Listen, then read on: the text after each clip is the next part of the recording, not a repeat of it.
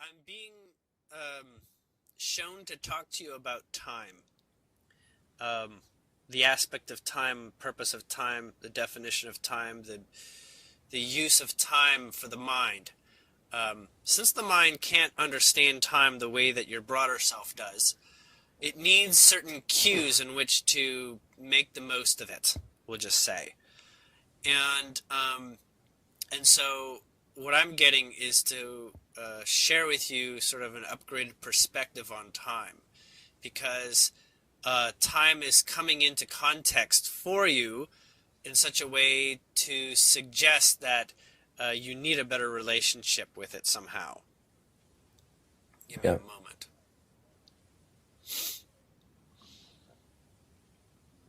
Okay. So, one of the hiccups you're having with regards to time, and it's funny because I'm being told that you were using the words that you're an expert on this, um, was that you acted in the moment and acted powerfully in a moment, and that was always what was associated as the correct time. Whenever you chose to act with your level of intensity and focus, and that is not incorrect, not not entirely, but there is something to add towards that. There is this element where um, timing is in this place where you feel grounded when you act, when you stand firm in your conviction of your actions.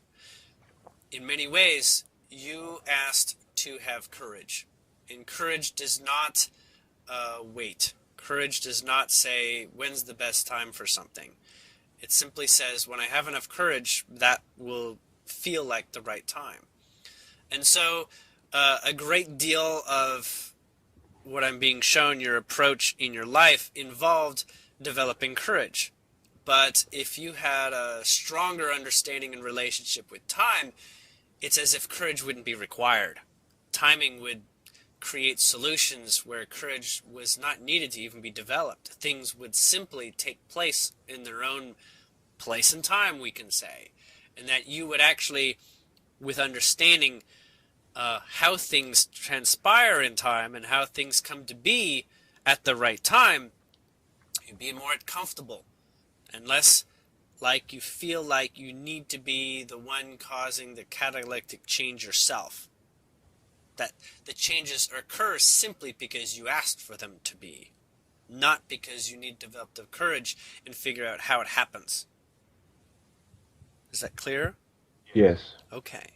So, in this approach to uh, how to understand that everything is perfectly timed, you're given synchronicities. You are one of the people I'm being shown that gets a god-awful number of synchronicities. And that you have probably more per hour than anyone around that I know. Whether you're aware of them or not, they surround you as a highly organized system for letting you know that something is going on. Something is organized. Some consciousness is bringing these random, seemingly random times into a perfect alignment of sequence of numbers, sequence of experiences, matching up prior experiences, as in things coming in twos or more. And that something is clearly intelligent surrounding you. This, for your ordinary person, would break them down and feel like they're in the middle of the movie The Matrix, saying, oh, I can't believe everything just is so weird, that the synchronicities are so around and everywhere, that I would feel like something's very odd about this life. So I'm being shown, whether you're aware of this or not, that giving more attention to the synchronicities, listening, observing, finding the meaning within the synchronicities will let you know how and where you are on the path for timing. Will let you know that maybe certain things don't require your direct involvement, so much so that you need to gain the courage and take action. You're very good at taking action. You're very deliberate, you're very thorough, you're very intent and follow your intensity. But there's a place in which you are working not alone, but with teams and groups of non-physical and sometimes physical individuals that are a part of your team. That you don't do any of this really alone. You may feel like at some points you're alone. You may feel like at some points that your personal identity is the one that's calling all the shots, but at the same time, you're in flow with the whole team's process. You're not exactly just Batman. Batman being the one that operates alone, but you're part of like the Justice League, for instance, right? Yeah. So, to give greater value and attention to synchronicity, there is listening to the actual meaning behind the synchronicity.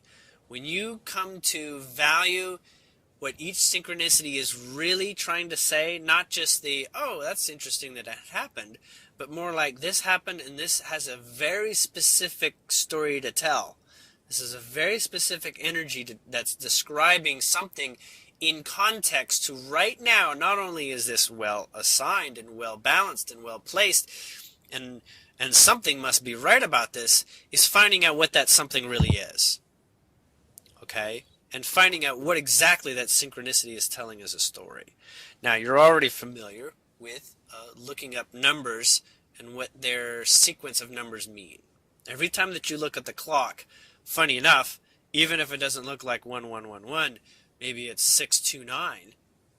That's a synchronicity because there's a meaning in happening to look at the clock at that time. You may say, well, it's because it's almost dinner time. That's the synchronicity. I happen to catch myself knowing it's almost dinner time.